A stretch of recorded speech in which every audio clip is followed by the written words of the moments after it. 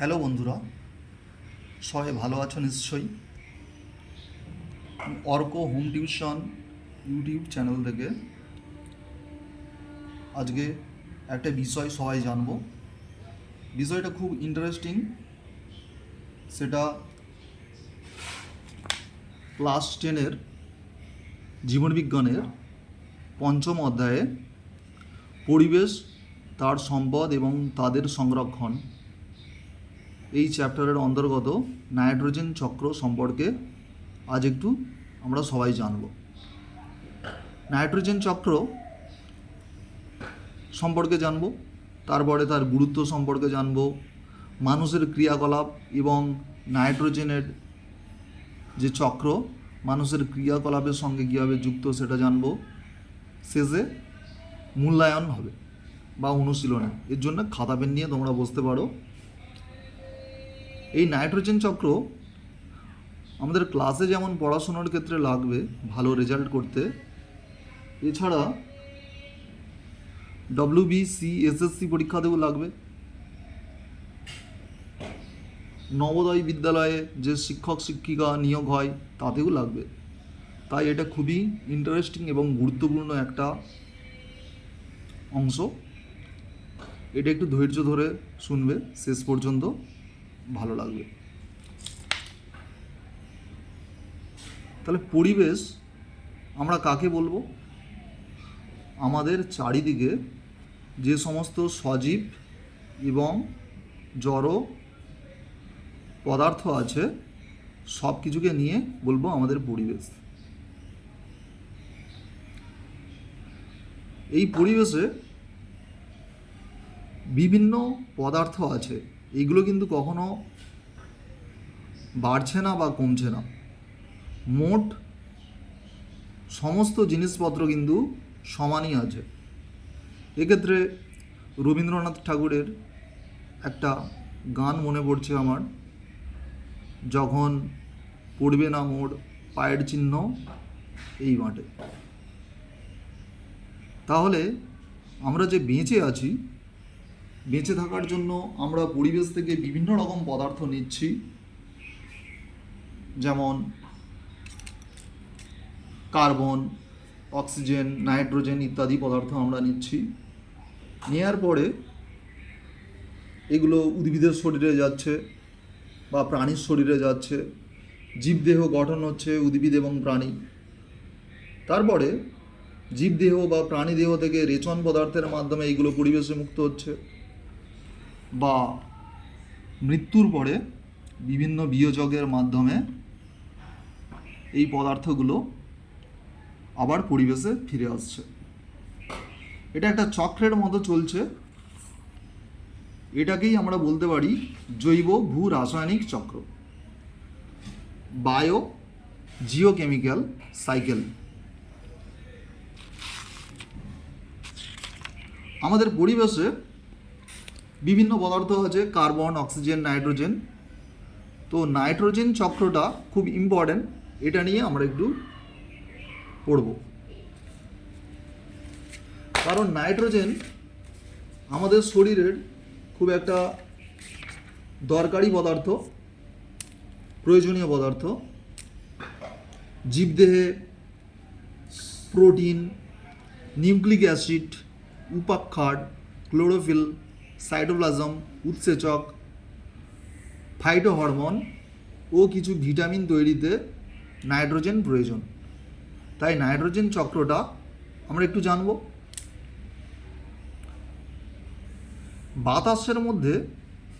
বাতাস বা হাওয়ার মধ্যে নাইট্রোজেন আছে 78.09%, 78.09%।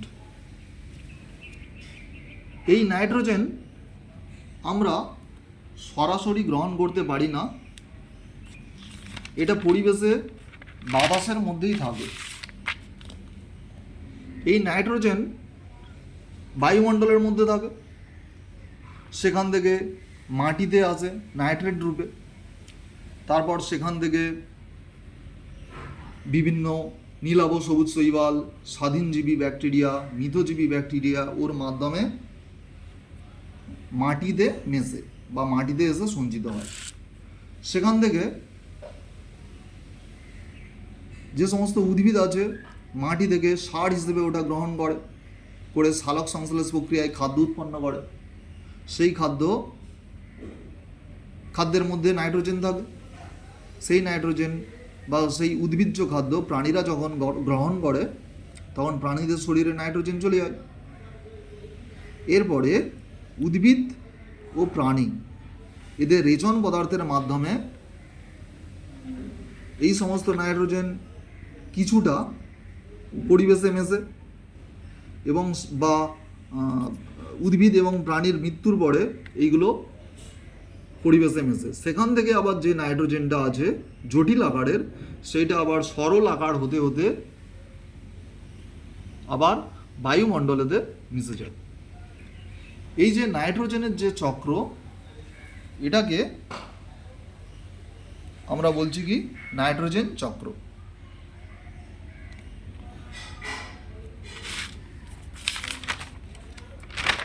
তাহলে নাইট্রোজেন চক্রটা আমরা যদি একটু ডিটেলসে জানি তাহলে দেখব নাইট্রোজেন প্রথমে আবদ্ধ হয় বা নাইট্রোজেন আবদ্ধকরণ বা স্থিতিকরণ, ইংরেজিতে বলছে কি নাইট্রোজেন ফিক্সেশন, তাই তো? নাইট্রোজেন ফিক্সেশন কাকে বলবো? তাহলে বায়ুতে নাইট্রোজেন আছে, সেখান থেকে এসে নাইট্রোজেন স্থিতিকরণ হচ্ছে, আবদ্ধ হচ্ছে। তাহলে যে প্রক্রিয়ায় বায়ুর নাইট্রোজেন গ্যাস নাইট্রেট রূপে NO3- নাইট্রেট রূপে বা নাইট্রেট লবণে পরিণত হয়ে মাটিতে নাইট্রোজেন যৌগের পরিমাণ বৃদ্ধি করে, তাকে বলবো কি নাইট্রোজেন স্থিতিকরণ।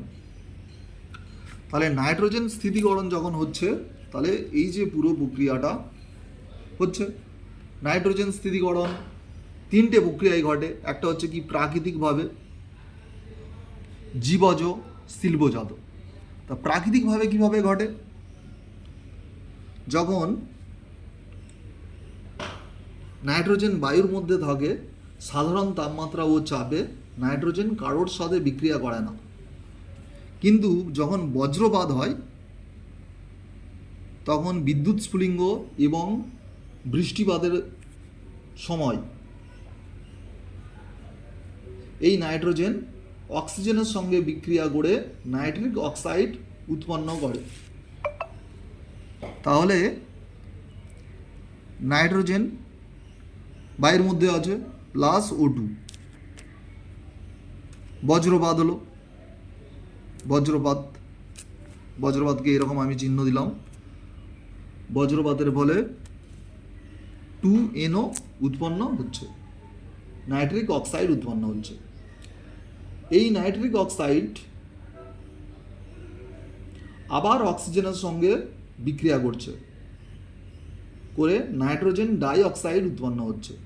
তাহলে আবার এর সঙ্গে অক্সিজেন যোগ হলো, তাহলে কি হলো? নাইট্রোজেন ডাই অক্সাইড উৎপন্ন হলো।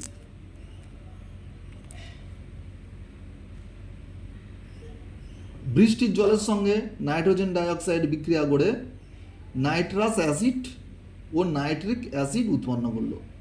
এর সঙ্গে আবার কি হলো? H2O যোগ হলো, হতে কি হলো? এর সঙ্গে যোগ হলো, হতে HNO2 আর HNO3 উৎপন্ন হলো। নাইট্রাস অক্সাইড আর হচ্ছে নাইট্রিক অ্যাসিড, নাইট্রাস অ্যাসিড আর নাইট্রিক অ্যাসিড এই দুটো উৎপন্ন করলো। এই নাইট্রিক অ্যাসিড মাটির ক্যালসিয়াম ও পটাশিয়াম লবণের সঙ্গে বিক্রিয়া করে দ্রবণীয় ক্যালসিয়াম নাইট্রেট ও পটাশিয়াম নাইট্রেট উৎপন্ন করে, যা মাটিতে মেশে। এবং উদ্ভিদ, তাহলে হচ্ছে এটা কি মাটির সঙ্গে নাইট্রোজেন মিশে গেল। এই নাইট্রোজেনটা কি করলো, উদ্ভিদ মূলের সাহায্যে, হ্যাঁ, জল শোষণের সময় জলে দ্রবীভূত অবস্থায় ওটা কি শোষণ করলো, তাই তো, উদ্ভিদ দেহে এটা গ্রহণ হলো। তাহলে এইরকমভাবে প্রাকৃতিক উপায়ে হলো। এবারে আসছে কি জীবজ উপায়ে নাইট্রোজেন আবদ্ধ। তাহলে নাইট্রোজেন বাতাসে আছে, প্রাকৃতিক উপায়ে আমরা দেখলাম। এবারে আসছে কি জীবজ উপায়ে। কিভাবে? জীবজ উপায়ে 3 রকম পদ্ধতি আছে। কি? একটা হচ্ছে কি নীলাভ সবুজ শৈবাল দ্বারা, যেটাকে ইংরেজিতে বলতে পারি সায়ানো ব্যাকটেরিয়া। এখানে কি আছে? নীলাভ সবুজ শৈবালের আছে অ্যানাবিনা, আছে এই যে অ্যানাবিনা, অ্যাসিলেটোরিয়া, নস্টক, এই সমস্ত সায়ানো ব্যাকটেরিয়া ওদের শরীরে যে হেটারোসিস্ট নামক একটা বিশেষ ধরনের কোষ আছে, সেই কোষের সাহায্যে বায়ুর নাইট্রোজেনকে আবদ্ধ করে নাইট্রেট লবণে পরিণত করে নাইট্রোজেন আবদ্ধ করে। এছাড়া সায়ানো ব্যাকটেরিয়া মিথজীবী রূপে অ্যাজোলা নামক জলজ ফার্নের পত্রগ্রহরে এবং সাইকাস নামক ব্যক্তবীজী উদ্ভিদের কোরালাইট মূলে অবস্থান করে। সাইকাস গাছ তোমরা দেখেছো, দেখতে সুন্দর হয়, অনেকে শখ করে লাগায়। তাহলে এইভাবে নীলাভ সবুজ শৈবালের মাধ্যমে মাটিতে নাইট্রেট রূপে কি হচ্ছে, মাটিতে চলে যাচ্ছে। তারপরে আসছে কি আরও এক রকমভাবে, সেটা হচ্ছে স্বাধীনজীবী ব্যাকটেরিয়া দ্বারা। স্বাধীনজীবী ব্যাকটেরিয়া আছে কি কি? অ্যাজোটোব্যাক্টার হচ্ছে কি সবাত শ্বসনের মাধ্যমে অ্যাজোটোব্যাক্টার, আর অবাত শ্বসনে সক্ষম স্বাধীনজীবী ক্লস্ট্রিডিয়াম নামক ব্যাকটেরিয়া সরাসরি বায়ুর নাইট্রোজেনকে নিজেদের দেহে নাইট্রোজেন যৌগরূপে আবদ্ধ করে। তাহলে অ্যাজোটোব্যাক্টর নিজের শরীরে এটা নাইট্রোজেন সরাসরি বাতাস থেকে গ্রহণ করে নিজেদের শরীরে আবদ্ধ করলো। তারপরে ওই প্রাণীর যখন মৃত্যু ঘটলো তখন ও শরীর মাটিতে মিশে গেল, মানে নাইট্রোজেনটা মাটিতে মিশে গেল, মিশে নাইট্রোজেন যৌগ বা নাইট্রেটের পরিমাণ বৃদ্ধি করে। এবার আসছি আরও এক ধরনের ব্যাকটেরিয়া, মিথজীবী ব্যাকটেরিয়া। সেটা মিথজীবী ব্যাকটেরিয়া তোমরা নিশ্চয়ই জানো, সিম্বগোত্রীয় উদ্ভিদের মূলের গুটি বা অর্বুদে নোডিউলস যেটাকে বলে তার মধ্যে থাকে। তাহলে এখানে বসবাসকারী ব্যাকটেরিয়া, যেটাকে আমরা জানি রাইজোবিয়াম বলে, রাইজোবিয়াম আছে, ব্রাডি রাইবোজিয়াম আছে, এটা অক্সিজেনবিহীন পরিবেশে লেগ হিমোগ্লোবিন নামক গোলাপি বর্ণের রঞ্জক অক্সিজেনবিহীন পরিবেশ সৃষ্টি করে। এটা একটা উৎসেচকের ফলে হয়, সেই উৎসেচকের নাম হচ্ছে নাইট্রোজেনেজ। উৎসেচকের সহায়তায় বায়ুর নাইট্রোজেনকে অ্যামোনিয়ায় পরিণত করে, যার কিছুটা উদ্ভিদ গ্রহণ করে অ্যামাইনো অ্যাসিড তথা প্রোটিন উৎপন্ন করে ও বাকিটা মাটিতে মিশে নাইট্রোজেন যৌগের পরিমাণ বৃদ্ধি করে। তাহলে আমরা যদি এরকম মূল দেখি, সিম্বগোত্রীয় উদ্ভিদের মূলের মধ্যে আমরা দেখব এরকম গুটি গুটি আছে, এই গুটিগুলো হচ্ছে অর্বুদ, এর মধ্যে রাইজোবিয়াম নামক ব্যাকটেরিয়া বসবাস করে, তার মাধ্যমে হয়।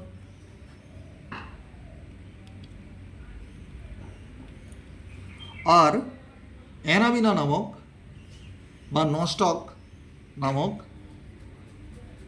যে সায়ানো ব্যাকটেরিয়া বা নীলাভ সবুজ শৈবাল আছে, তার যদি আমি ছবি আঁকি এরকমভাবে দেখব, এটা নস্টকের ছবি। এর মধ্যে এক একটা কোষ হচ্ছে কি, এক একটা কোষ হেটারোসিস্ট।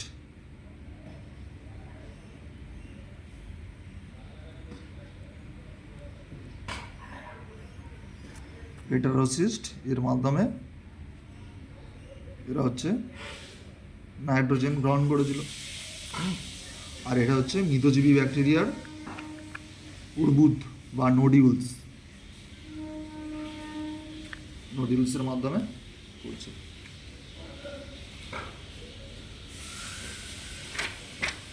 তাহলে মৃতজীবী ব্যাকটেরিয়ার মাধ্যমে মৃতজীবী যে ব্যাকটেরিয়া এই মূলের রাইজোবিয়াম এটা মাটিতে মিশছে এবং মাটিতে কি নাইট্রোজেন জাতীয় সারের বৃদ্ধি করছে। আর একভাবে আমরা নাইট্রোজেন মিশতে দেখি, সেটা হচ্ছে কি শিল্পজাত। আমরা জানি বিভিন্ন কারখানায় যে নাইট্রোজেন জাতীয় সার উৎপন্ন হচ্ছে সেগুলো হচ্ছে মাটিতে সরাসরি মিশছে। হ্যাঁ, নাইট্রোজেন জাতীয় যে সার সেটা কীভাবে উৎপন্ন হয়?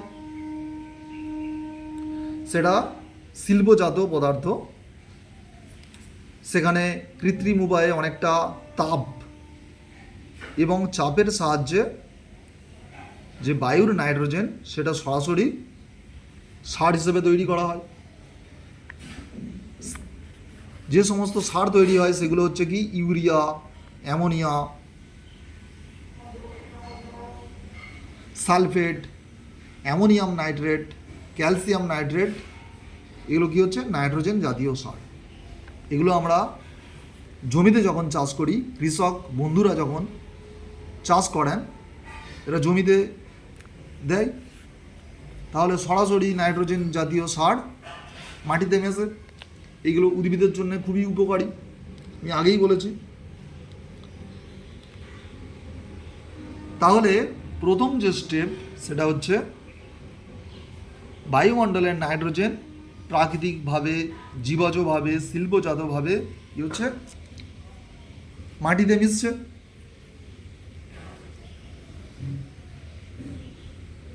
এবারে আসছি মাটির নাইট্রোজেন যেটা জীবদেহে প্রবেশ করবে, এটাকে আমরা ইংরেজিতে বলতে পারি নাইট্রোজেন অ্যাসিমিলেশন। উদ্ভিদ মাটির নাইট্রেট গ্রহণ করে উদ্ভিজ্জ প্রোটিন তৈরি করে, আর প্রাণীরা কি করে? তাহলে উদ্ভিজ্জ প্রোটিন উৎপন্ন করছে সালোক সংশ্লেষের সাহায্যে। এটা উৎপাদক, এরা খাদ্য তৈরি করছে। আর প্রাণীরা কি করছে? প্রথম শ্রেণীর খাদক, ওরা কি করছে? ওই উদ্ভিদকে গ্রহণ করছে, খাদ্য হিসেবে খেয়ে নিচ্ছে। যে উদ্ভিদের মধ্যে যে প্রোটিন আকারে যে নাইট্রোজেন ছিল সেটা হচ্ছে প্রাণীর শরীরে চলে এলো। প্রাণীর শরীরে তাহলে নাইট্রোজেন চলে এলো। তাহলে এইভাবে নাইট্রোজেন জীবদেহে প্রবেশ করছে, এটাকে বলছে কি নাইট্রোজেন আত্তীকরণ। তাহলে বায়ুর নাইট্রোজেন বিভিন্নভাবে বিভিন্ন প্রক্রিয়ায় জীবের মধ্যে প্রবেশ করছে, উদ্ভিদের শরীরে আর প্রাণীর শরীরে। তাহলে ঢুকলো, জটিল আকার হয়ে গেল। এবারে কি হচ্ছে? এই উদ্ভিদের শরীর থেকে বা প্রাণীর শরীরের যে রেচন পদার্থ বলতে কি উদ্ভিদের ক্ষেত্রে পত্রমোচন, ফলমোচন এর মাধ্যমে বা বাকল মোচন এর মাধ্যমে এর রেচন পদার্থ কি হচ্ছে? পরিবেশে মিশছে। প্রাণীর রেচন পদার্থ কি? প্রাণীর রেচন পদার্থ হচ্ছে যেমন মূত্র, ঘাম, এইগুলোর মাধ্যমে কি হচ্ছে? রেচন পদার্থের মাধ্যমে এই নাইট্রোজেন পরিবেশে মিশছে। বা এই উদ্ভিদ বা প্রাণীর মৃত্যুর পরে যখন মৃত্যু হলো এর শরীরটা কি হচ্ছে? পরিবেশে মিশে যাচ্ছে। তাহলে এবার দেখব জীবদেহ থেকে নাইট্রোজেনের মাটিতে পুনঃপ্রবেশ, তাই তো? তাহলে মাটিতে নাইট্রোজেন আগে ছিল, সেটা উদ্ভিদের শরীরে এলো, উদ্ভিদ থেকে প্রাণীতে গেল। আবার দেখতে পাচ্ছি উদ্ভিদ ও প্রাণীর যখন রেচন পদার্থ ত্যাগ করছে বা মৃত্যু ঘটছে, আবার উদ্ভিদ বা প্রাণী থেকে কী হচ্ছে, আবার মাটিতে মিশে যাচ্ছে এই নাইট্রোজেন, তাই তো?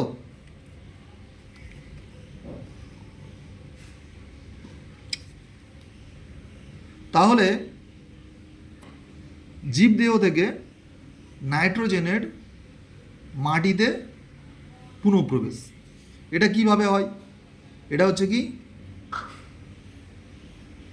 এই প্রোটিনটা প্রথমে অ্যামোনিয়াতে পরিণত হয়, তাই ওই জন্যে এই প্রক্রিয়াটাকে আমরা বলতে পারি কি, অ্যামোনিফিকেশন।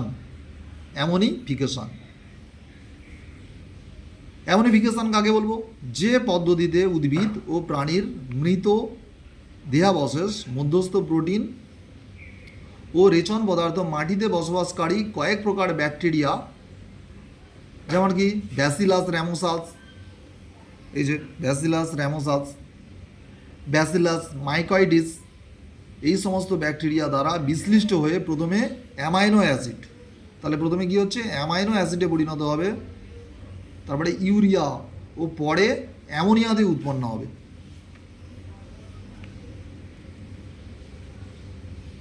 NH4+, পরে কি হচ্ছে, অ্যামোনিয়াতে উৎপন্ন হবে।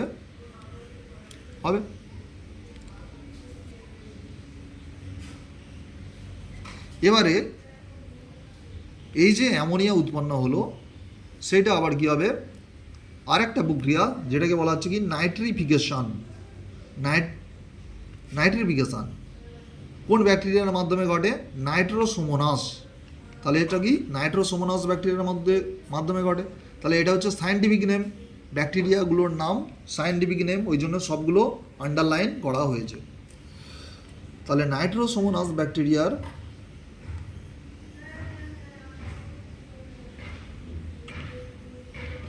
এই ব্যাকটেরিয়াটা কি করছে, যে অ্যামোনিয়া ছিল NH4+, তার সঙ্গে অক্সিজেন যোগ হচ্ছে, এর সঙ্গে কি হচ্ছে, +O2, NH4+, হ্যাঁ, ওর সঙ্গে O2 যুক্ত হচ্ছে, হতে কি হচ্ছে, NO2 উৎপন্ন হচ্ছে।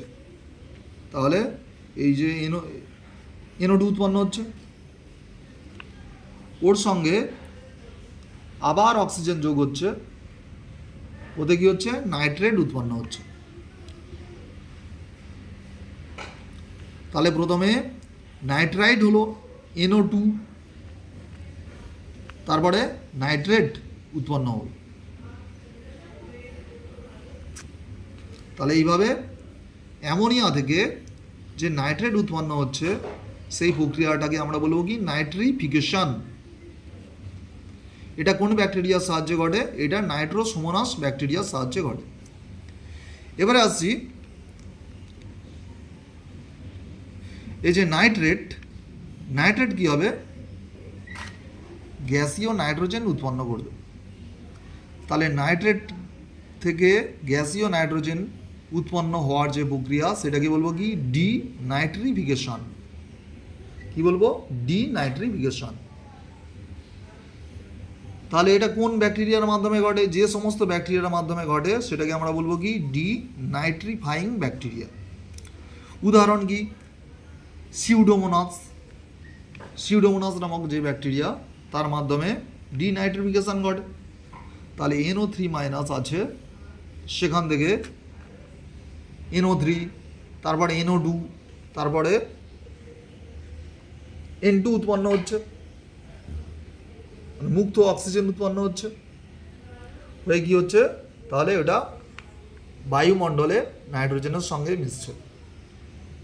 তাহলে এই চক্রটা পূর্ণ হলো। এই চক্রটা আমরা ওভারঅল যদি দেখি, তাহলে প্রথমে দেখব বায়ুমণ্ডলে নাইট্রোজেন আছে, সেখান থেকে মাটিতে নাইট্রেট রূপে আসবে। কি করে আসবে না, প্রাকৃতিক উপায়ে, জীবজ উপায়ে, শিল্পজাত পদার্থভাবে। প্রাকৃতিক উপায়ে কি, বজ্রপাতের ফলে আসবে। জীবজভাবে কী আসবে, নীলাভ সবুজ শৈবাল দ্বারা, স্বাধীনজীবী ব্যাকটেরিয়া দ্বারা, মৃতজীবী ব্যাকটেরিয়ার দ্বারা আসবে। শিল্পজাত পদার্থ কি, সার হিসেবে আসবে। এবারে ওখান থেকে মাটিতে এসে মিশলো, মাটিতে কী হবে, উদ্ভিজ্জ প্রোটিন উদ্ভিদের শরীরে এলো, সেখান থেকে প্রাণীর শরীরে গেল, তাহলে মাটি থেকে জীবের শরীরে এলো। আবার উদ্ভিদ বা প্রাণীর রেচন পদার্থ ত্যাগ করবে যখন বা মৃত্যুর পরে, ওই নাইট্রোজেন আবার মাটিতে এসে মিশবে। এই প্রক্রিয়াটাকে বলবো কি? অ্যামোনিফিকেশন। এটা ব্যাসিলাস র্যামোসাস ব্যাকটেরিয়া এর জন্য দায়ী। তারপরে অ্যামোনিয়া থেকে নাইট্রিফিকেশন পদ্ধতি বলে। নাইট্রেট থেকে আবার কি গ্যাসীয় নাইট্রোজেন বা ডিনাইট্রিফিকেশন এটাকে বলে। এটা সিউডোমোনাস ব্যাকটেরিয়ার সাহায্যে হয়। গ্যাসীয় নাইট্রোজেন যখন হলো তখন ওটা কি হচ্ছে? বায়ুতে এসে মিশে যাচ্ছে, বায়ু। তাহলে এইভাবে আমরা কি দেখব? সরলীকৃতভাবে নাইট্রোজেন চক্রটা আমরা দেখলাম। এবারে এই নাইট্রোজেন চক্রর গুরুত্ব সম্পর্কে আমরা একটু জানব। Significance of nitrogen cycle. তাহলে এই চ্যাপ্টারটা পড়ানোর শুরুতেই আমি বলেছিলাম যে জীবের প্রোটিন, নিউক্লিক অ্যাসিড, উপাক্ষার, ক্লোরোফিল, সাইটোপ্লাজম, উৎসেচক, ফাইটোহরমোন বলতে যেটা উদ্ভিদের শরীরে যে হরমোন পাওয়া যায়, ও কিছু ভিটামিন তৈরিতে এই নাইট্রোজেন প্রয়োজন হয়। তাহলে এই নাইট্রোজেন চক্রের মাধ্যমেই এই নাইট্রোজেনটা মিটছে, হ্যাঁ, এবং আবার পরিবেশে ফিরে আসছে। আর নাইট্রোজেন চক্রের মাধ্যমে পরিবেশের নাইট্রোজেনের ভারসাম্য বজায় থাকছে। তাহলে রবি ঠাকুরের যে গানটা আছে সেটা আমার মনে পড়ে যাচ্ছে, যখন পড়বে না মোর পায়ের চিহ্ন এই পাটে। তাহলে যখন আমরা থাকবো না তখন আমাদের শরীরের যে নাইট্রোজেন আছে সেটাও আবার কি এই পৃথিবীতে বায়ুমণ্ডলের সঙ্গে বা পরিবেশের সঙ্গে মিশে যাবে। আমাদের যখন জন্ম হয় আমরা এই পরিবেশ থেকেই বিভিন্ন নাইট্রোজেন, অক্সিজেন বা কার্বন এই জাতীয় পদার্থ আমরা নিচ্ছি। আবার আমাদের মৃত্যুর পরে এইগুলো আবার পরিবেশে ফিরে আসছে। এইভাবে ভারসাম্য বজায় থাকছে।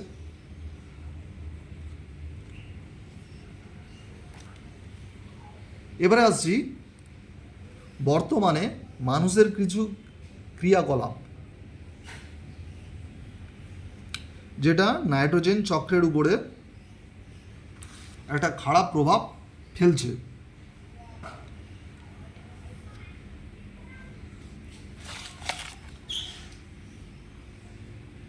নাইট্রাস অক্সাইড পরিবেশের চক্রের অংশ হিসেবে থাকে। এবারে বিভিন্ন শিল্পজাত যে দূষণ বা বেশি পরিমাণের যে গাড়ি যদি চলে, যানবাহন যদি চলে, এর মধ্যে যে জ্বালানি সেগুলো যদি পোড়ানো হয় তাহলে আমরা কি দেখব? যে বেশি পরিমাণের N2O উৎপন্ন হচ্ছে। এর ফলে কি 40% বৃদ্ধি পাচ্ছে।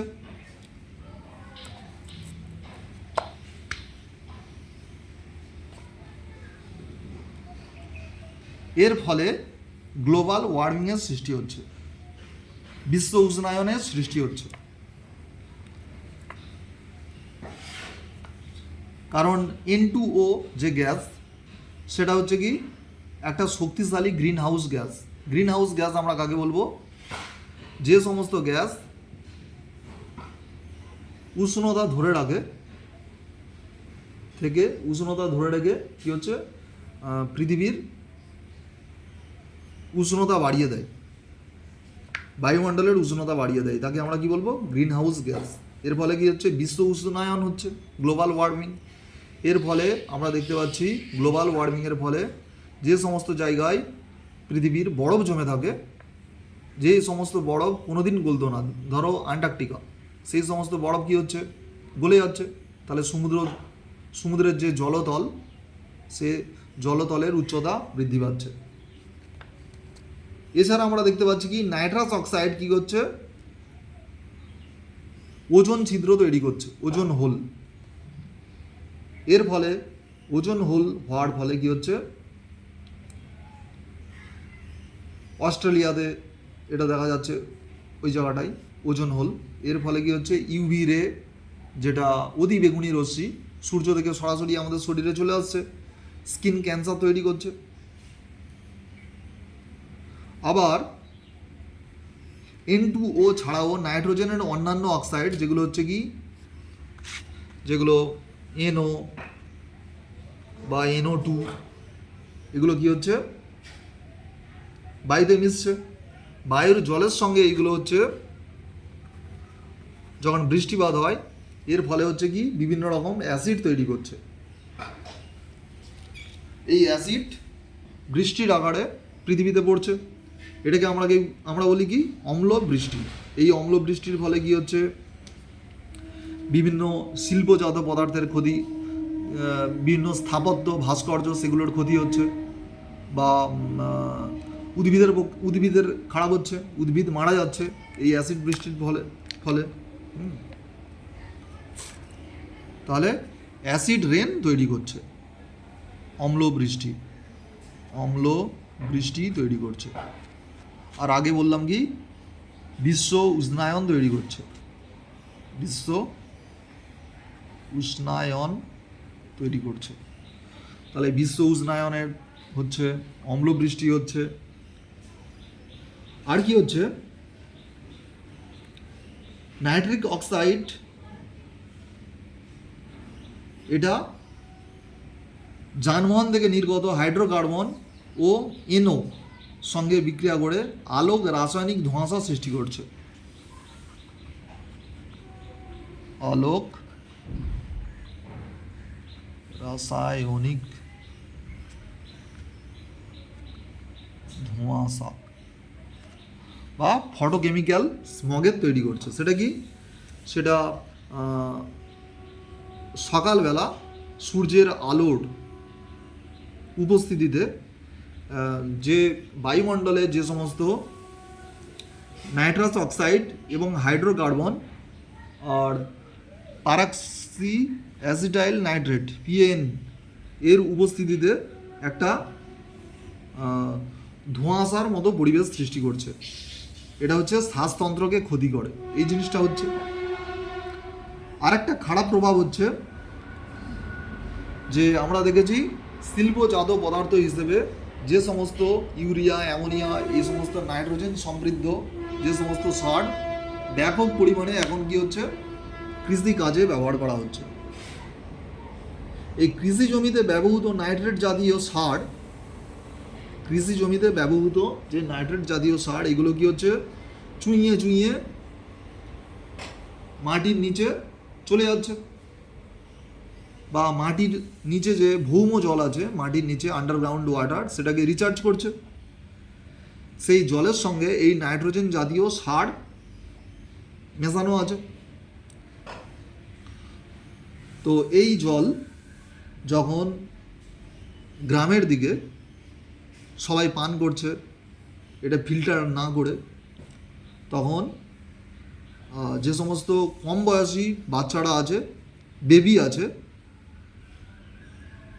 এই দূষিত জল পান করে নাইট্রেট কি করছে, রক্তের যে হিমোগ্লোবিন আছে, রক্তের হিমোগ্লোবিনের সঙ্গে বিক্রিয়া করে মেথ হিমোগ্লোবিন নামক যৌগ উৎপন্ন করছে। মেথ হিমোগ্লোবিন সৃষ্টি করছে। তাহলে যে হিমোগ্লোবিন ছিল সেটার সঙ্গে এই নাইট্রোজেন বা নাইট্রেট জাতীয় সার মিশে গিয়ে কী করছে, মেথ হিমোগ্লোবিন তৈরি করছে। এই মেথ হিমোগ্লোবিন কী করছে, অক্সিজেন পরিবহন করতে পারছে না, তাহলে অক্সিজেন পরিবহন কমে যাচ্ছে। এর ফলে কি হচ্ছে, দেহ ত্বক নীলবর্ণ হয়ে যাচ্ছে। তাহলে একটা শিশু শরীরে যে হিমোগ্লোবিন, সেটা মেথ হিমোগ্লোবিন হয়ে গেল। পরে সেটা অক্সিজেন পরিবহন করতে পারছে না, তাহলে তার দেহ ত্বক অক্সিজেনের অভাবে নীলাভ বর্ণ ধারণ করছে, নীলাভ বা নীল বর্ণ ধারণ করছে। ঠিক আছে, নীল বর্ণ ধারণ করছে, ব্লু কালারের তৈরি করছে। একে আমরা কি বলবো? Blue baby syndrome.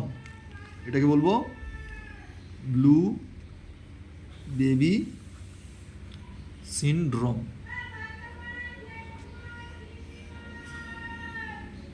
তাহলে ব্লু বেবি সিনড্রোম যখন হবে তখন অতি শীঘ্র তাকে চিকিৎসকের কাছে নিয়ে যেতে হবে, না হলে তার কিন্তু মৃত্যু ঘটবে। এছাড়া এই মানুষের নানান ক্রিয়াকলাপের ফলে পরিবেশে নাইট্রোজেনের বিভিন্ন যৌগ সেগুলো প্রচুর পরিমাণে বেড়ে যাচ্ছে। সেটা নদীর জলের মাধ্যমে বাহিত হয়ে নদীর মোহনা বা উপকূলীয় অঞ্চলে জলের সঙ্গে মিশে জলকে দূষিত করছে। এর ফলে ওই সমস্ত অঞ্চলের যে সমস্ত উদ্ভিদ বা প্রাণী আছে তাদের ক্ষতি করছে, তাদের বাস্তুতন্ত্রের উপরে ক্ষতি করছে, মৎস্য চাষ ক্ষতিগ্রস্ত হচ্ছে। ঠিক আছে, এই হলো নাইট্রোজেন চক্র। এবারে আমরা আসব একটু মূল্যায়ন নিয়ে।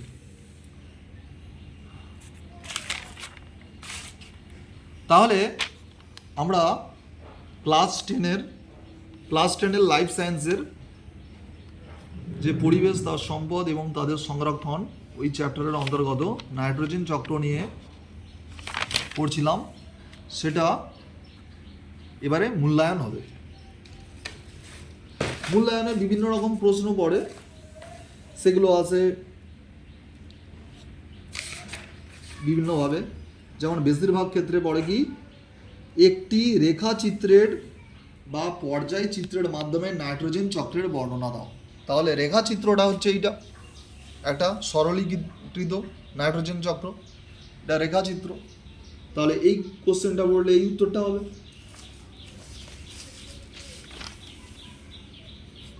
বড় কোশ্চেন 5 নম্বরের।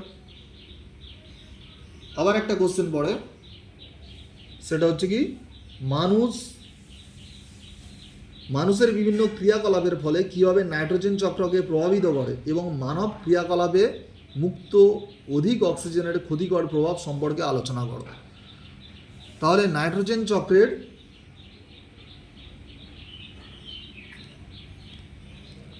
চক্রকে কি হচ্ছে, নাইট্রোজেন চক্রকে প্রভাবিত করছে এই মানুষের যে ক্রিয়াকলাপ, লাইফস্টাইল, তার ফলে বিভিন্ন রকমের সমস্যা তৈরি হচ্ছে। যেমন হচ্ছে কি, বিশ্ব উষ্ণায়ন, অম্লবৃষ্টি, আলোক রাসায়নিক ধোঁয়াশা, এগুলো তাহলে হচ্ছে বিশ্ব উষ্ণায়ন, গ্লোবাল ওয়ার্মিং, অম্লবৃষ্টি, অ্যাসিড রেন, আলোক রাসায়নিক ধোঁয়াশা, ফটোকেমিক্যাল স্মগ, তারপরে ব্লু বেবি সিনড্রোম, এই জিনিসগুলো হচ্ছে। এগুলো তাহলে লিখে দেবে, তাহলে খুব সুন্দর হবে। আর একটা দেখলাম কি, পরিবেশ দূষণ হচ্ছে যে নদীর বা মোহনা অঞ্চলে মোহনার বাস্তুতন্ত্র ক্ষতিগ্রস্ত হচ্ছে। এগুলো তাহলে লিখে দিলেই হবে। তারপরে নাইট্রোজেন চক্র কাকে বলে? নাইট্রোজেন চক্রের যে কোনো 3টি ধাপের ব্যাকটেরিয়ার ভূমিকা বিশ্লেষণ করো। তাহলে বিভিন্ন রকম ব্যাকটেরিয়া আছে, সেগুলো বলবে। এছাড়া জৈব ভূ রাসায়নিক চক্র কাকে বলে? জৈব ভূ রাসায়নিক চক্র এই যে একটা, এই যে কার্বন, অক্সিজেন, নাইট্রোজেন, এটা হচ্ছে কি উদ্ভিদ বা প্রাণী দেহে মিশছে, আবার সেখান থেকে হচ্ছে কার্বন, অক্সিজেন, নাইট্রোজেন আবার মুক্ত হয়ে পরিবেশের সঙ্গে মিশে যাচ্ছে। এই যে একটা চক্র, এটাকে কি বলবো? জৈব ভূ রাসায়নিক চক্র। আবার একটা প্রশ্ন পড়ে, বজ্রপাতের সঙ্গে নাইট্রোজেন চক্রের সম্পর্ক কি, অথবা নাইট্রোজেনের প্রাকৃতিক আবদ্ধকরণ বলতে কি বোঝো? তাহলে বজ্রপাতের ফলে যে প্রাকৃতিক উপায়ে নাইট্রোজেনটা নাইট্রেট হিসেবে মাটিতে মিশছে, এটা বললেই হবে। এছাড়া আসছে জীবজ নাইট্রোজেন আবদ্ধকরণ বলতে কি বোঝো? জীবজ বলতে এখান থেকে আসবে প্রশ্ন, নীলাভ সবুজ শৈবাল দ্বারা, স্বাধীন জীবী ব্যাকটেরিয়া দ্বারা, মৃতজীবী ব্যাকটেরিয়ার দ্বারা, এগুলো হবে।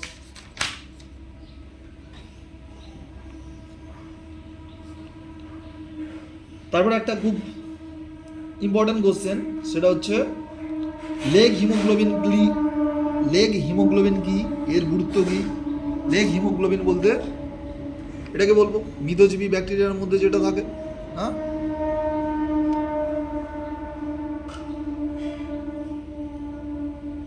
এবার আসছি ডিনাইট্রিফিকেশন কাকে বলে। এই যে ডিনাইট্রিফিকেশন মানে পরিবেশে নাইট্রেট, উদ্ভিদ বা প্রাণীর মৃত্যুর পরে কি নাইট্রেট হিসেবে পরিবেশে ওটা মিশছে, সেই নাইট্রেট থেকে যখন একদম নাইট্রোজেন মৌল উৎপন্ন হচ্ছে সেটাকে বলবো কি ডিনাইট্রিফিকেশন। তাহলে নাইট্রেট যৌগ ছিল, সেখান থেকে একদম নাইট্রোজেন মুক্ত হয়ে যাচ্ছে, সেটাকে আমরা কি বলবো ডিনাইট্রিফিকেশন। তারপরে আরেকটা কোশ্চেন থাকে যে নাইট্রোজেন চক্রের গুরুত্ব। নাইট্রোজেন চক্রের গুরুত্ব প্রথমেই বলেছি, শরীরের কি কি কাজে লাগে।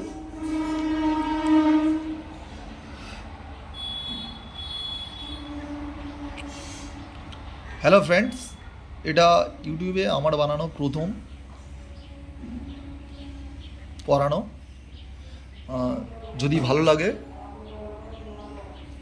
লাইক দেবেন বা কমেন্ট করবেন। থ্যাংক ইউ, ধন্যবাদ।